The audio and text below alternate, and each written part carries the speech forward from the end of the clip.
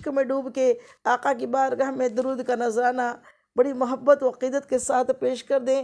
پڑھیے اللہ رب محمد صلی اللہ علیہ وسلم، نحن عباد محمد صلی اللہ علیہ وسلم، صلی اللہ تعالی علیہ وسلم۔ معزز سامعین، ابھی جس آیت کریمہ کی تلاوت کا شرف ہم نے حاصل کیا وہ کلام اللہ رب العزت کے کلام پاک قرآن مجید کی آیت ہے، کل نفس ذائقۃ الموت۔ اس کا ترجمہ یہ ہے، اللہ رب العزت تمام کائنات کا خالق و مالک، تمام حمد و ثنا اسی رب کی ہے جس نے ہمیں دنیا میں اپنا بندہ بنایا اور تمام عالموں کو اپنے حبیب کی محبت میں سجایا، تمام عالموں کو اپنے محبوب ہمارے سردار مصطفیٰ جان رحمت کی محبت میں اللہ نے ساری کائنات کو، سارے عالموں کو پیدا فرمایا۔ تو اس پاک ذات کی رحمت و برکتوں کے نزول کا سوال کرتے ہوئے ہم بیان کو آگے بڑھاتے ہیں۔ اللہ تعالیٰ کلمۃ الحق ہماری زبان پر جاری کرے، اور جو کلام پاک کی آیت کا ترجمہ ہم دیکھ رہے ہیں کہ اللہ تعالیٰ کلام اللہ میں ارشاد فرماتا ہے، کل نفس ذائقۃ الموت، ہر جاندار کو موت کا مزہ چکھنا ہے، ہر جاندار کو موت کا مزہ چکھنا ہے۔ تو یہ اللہ تعالیٰ ارشاد فرما رہا ہے، اور جو آیا ہے وہ جانا، یقیناً یقیناً یقیناً موت برحق ہے، آئیں گی آئیں گی آئیں گی، موت آنی ہے یہ سبھی جانتے ہیں، زندگی باقی ہے کیا یہ کسے معلوم ہے۔ موت آنی ہے یہ سبھی جانتے ہیں، زندگی باقی ہے کیا یہ کسے معلوم ہے۔ زندگی کا تو کوئی معلوم نہیں، سانسیں اللہ تعالیٰ نے دے کے بھیجا ہے۔ آئیے اسی پر ہم آج کا ہمارا موضوع ہے فلسفہ موت و حیات، کہ کیا فلسفہ ہے موت کا اور حیات کا۔ موت اور ممات جو ہوتی ہے نا، موت، حیات اور ممات، یہ دونوں ایک دم اپوزٹ، ایک دم ڈفرینٹ بات ہے۔ اور جو حیات ہے اسے موت آئیں گی، جو دنیا میں آیا ہے اسے جانا ہے۔ اور اسی پہ ہم غور و تفکر کریں کہ ایک ایسی سچائی ہے موت، جو بچے کو بھی معلوم ہے موت آنی ہے، لیکن بوڑھا ہوئے تک، 70 سال 100 سال ہوئے تک معلوم ہوتے ہوئے بھی اس پہ غور و تفکر نہیں کرتے۔ ایسا لگتا ہے اس سبجیکٹ کو اس طریقے سے جانتے ہوئے بھی انجان ہو کے اس کو سائڈ کر دیتے ہیں۔ مرنا سب کو معلوم ہے، مرنا سب کو معلوم ہے، لیکن اس کو یاد کرنا بھی پسند نہیں کرتے۔ اس کو ایک دم سائڈ میں، روز ہم مسجد میں اعلان سنتے ہیں کہ اس کا انتقال ہو گیا، اس کا انتقال ہو گیا، فلاں بن فلاں کا انتقال ہو گیا، لیکن اس طریقے سے غفلت کی زندگی دنیا بسر کر رہی ہے کہ اس سے عبرت لینا نہیں چاہتے کہ آج اس کا اعلان ہوا ہے، کل ہمارا بھی ہو جائے گا۔ تو اسی ضمن میں کچھ حدیث مبارکہ بھی ہم سماعت فرمائیں گے، سنیں گے، بتائیں گے، اور اللہ تعالیٰ کرے کہ اس سے ہمیں ہماری زندگیوں کو ایک چینج ملے، زندگی کو غور و تفکر کرنے کی اللہ ہم سب کو توفیق عطا فرما دے۔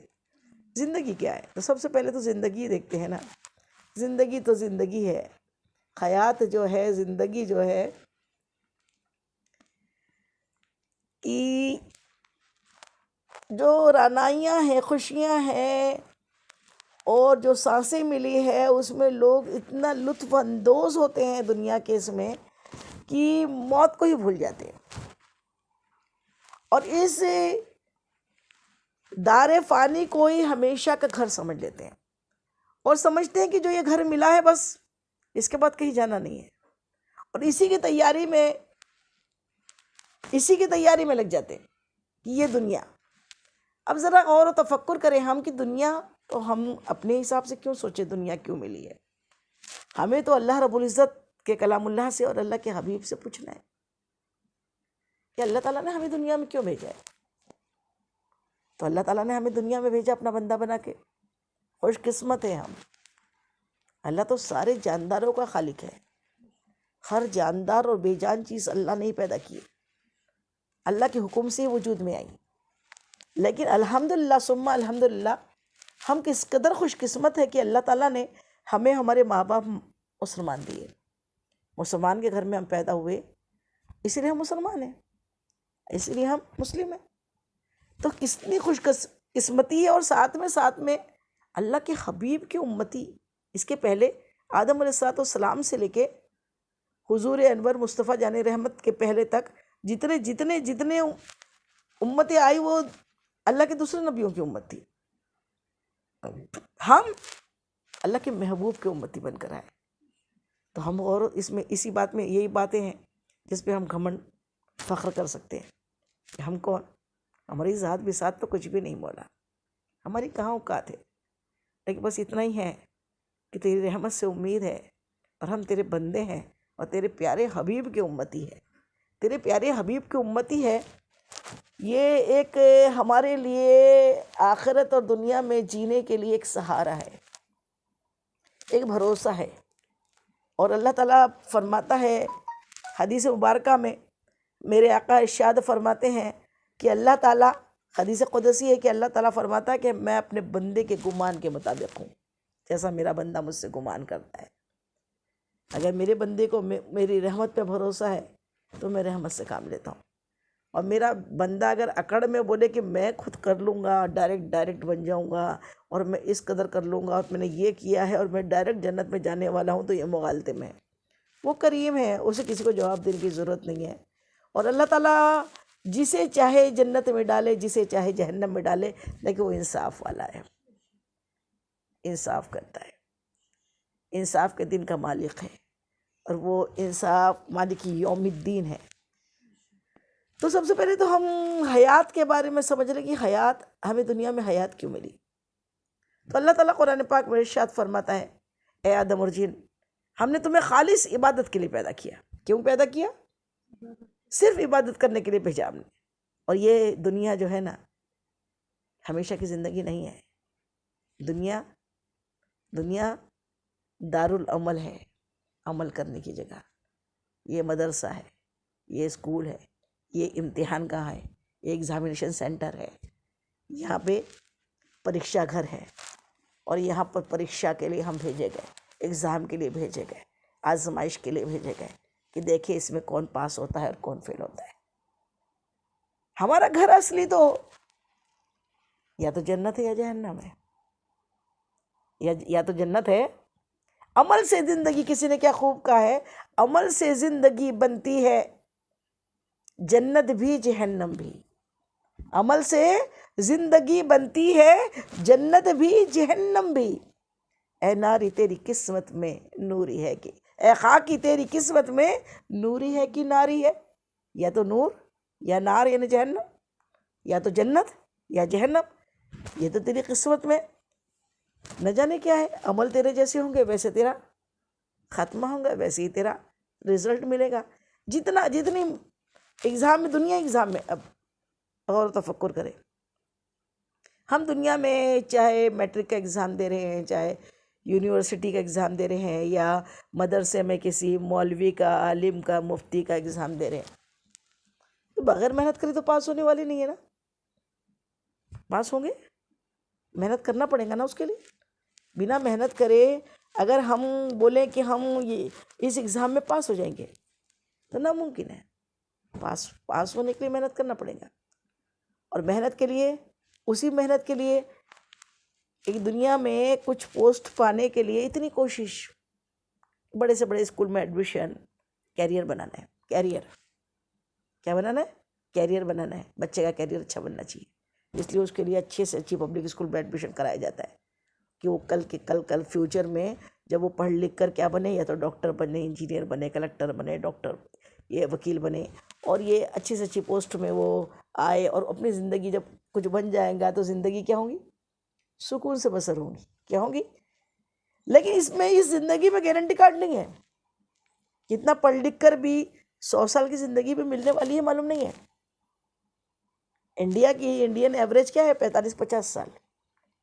اور اتنے سالوں کے لیے صرف اس میں 20 25 26 27 سال تو صرف ایجوکیشن لینے میں لگ جاتے ہیں. اس کے بعد میں سروس اچھی مل بھی گئی، اچھے سے پاس ہو گئے تو پھر کیا ہوتا؟ پھر 50 60 60 سال 70 سال، بہت ہو گیا تو 80 100 سے زیادہ تو نہیں ملتی. پھر جانا ہے، پھر وہ دنیا کی پڑھائی، بس دنیا میں کام آئی. علم تو کبھی بھی بیکار نہیں ہوتا.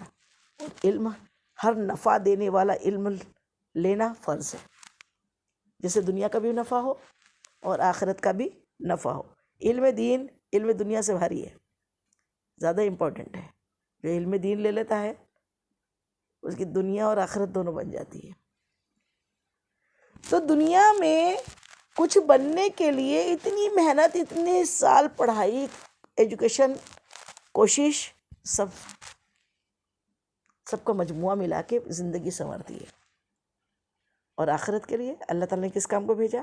کہ دنیا میں بھیج دیا یا تاکہ ہماری آزمائش کرے کون بھلا ہے کون خراب. اللہ نے دنیا سجا دی اور امتحان میں ہمیں بیٹھا دیا. اور امتحان پھر ایسا کہ دنیا میں آئے تو پھر کیا کرنا ہے؟ حقوق اللہ، حقوق العباد کے ساتھ. اللہ تعالیٰ نے عبادت ایک ہی قسم کی نہیں دی کہ اللہ کی عبادت کر لو بندوں کو چھوڑ دو. اللہ کی عبادت ایک دو پیپر ہیں، ایک حقوق اللہ، اللہ کے حق. اللہ کے حق میں کیا ہے؟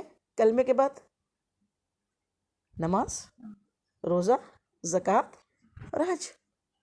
اسلام کے 5 فنڈامنٹلس ہیں، 5 رکن ہیں. یہ 5 رکنوں میں بندہ اچھی طریقے سے، اور غریبوں کے لیے تو 5 نہیں ہیں. جو صاحب حیثیت ہے اس کے لیے زکوٰۃ اور حج ہے. ورنہ لیکن نماز، روزہ یہ تو امیروں کے لیے بھی اور غریبوں کے لیے، دونوں کے لیے ہے، وہ پورے کرنا ہے. اور ساتھ میں پھر حقوق ادا کرنا ہے.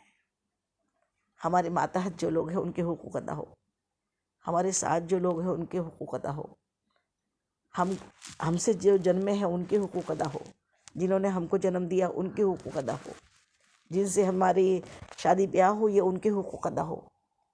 اللہ سے ہمارا رشتہ کیا ہے؟ پہلے ان کے حق، اللہ کے رسول کا حق، بعد میں اللہ کے بندوں کے حق.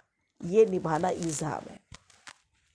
اسی ایگزام کو دینے کے لیے اللہ تعالیٰ نے ہم کو بھیجا ہے. اور اب ہم دیکھیں، ایگزام جس کی جتنی اچھی ہوں گی، پیپر جس کا جتنا اچھا ہوگا. اب پیپر چل رہے ہیں یہاں 2 پیپر ہیں، ایک کرامن اور کاتبین، 2 فرشتے اللہ تعالیٰ نے یہاں مقرر کیے. اور وہ ہماری ہر بات باریک سے باریک، ذرۃ شر یرا ذرۃ خیر یرا، ذرہ برابر شر ہوگا تو وہ بھی لکھا جائے گا، ذرہ برابر خیر ہوں گی، نیکی ہوں گی، وہ بھی لکھی جائے گی. سب کچھ لکھا جا رہا ہے جب سے ہم دنیا میں آئے، اور جب سے بالغ ہوئے، اور جب سے ہم جو کر رہے ہیں وہ سارا لکھا جا رہا ہے. پیپر چل رہا ہے. جس دن مر جائیں گے پیپر بند ہو جائے گا. کیا ہوگا؟ بند ہو جائے گا. اب عمل ختم. اور وہ پیپر ہمارا کہاں رکھ دیا جائے گا؟ فرشتے ہمارا پیپر کو ہمارے ساتھ ہی قبر میں رکھ دیں گے. پھر ہم اپنا پیپر لے کر حشر کے دن اٹھیں گے. اور پھر اپنا پیپر لے کے کیسے اٹھیں گے؟ ہاتھ میں نہیں ہوگا. حشر کے دن جس کا پیپر سیدھے ہاتھ میں مل گیا، جس کا پیپر سیدھے ہاتھ میں مل گیا، اس کو کیا ہوگا؟ خوشخبری ہے. وہ خوش ہوں گے، ان کے چہرے فرحت والے ہوں گے، ان کے چہروں پہ خوشیاں ہوں گی. کیوں؟ سیدھے ہاتھ میں پیپر ملنا، یعنی پاس ہو گئے. اور دامیں ہاتھ میں پیپر ملا تو، اور دامیں ہاتھ میں ایسے نہیں ملے گا. لیفٹ ہاتھ کو پیٹھ کے پیچھے سے لے جا کے ساتھ میں اتڑیوں کو چیرتے ہوئے وہ ہاتھ ایسا آئے گا، اور اس کے اوپر پھر وہ پیپر رکھا جائے گا.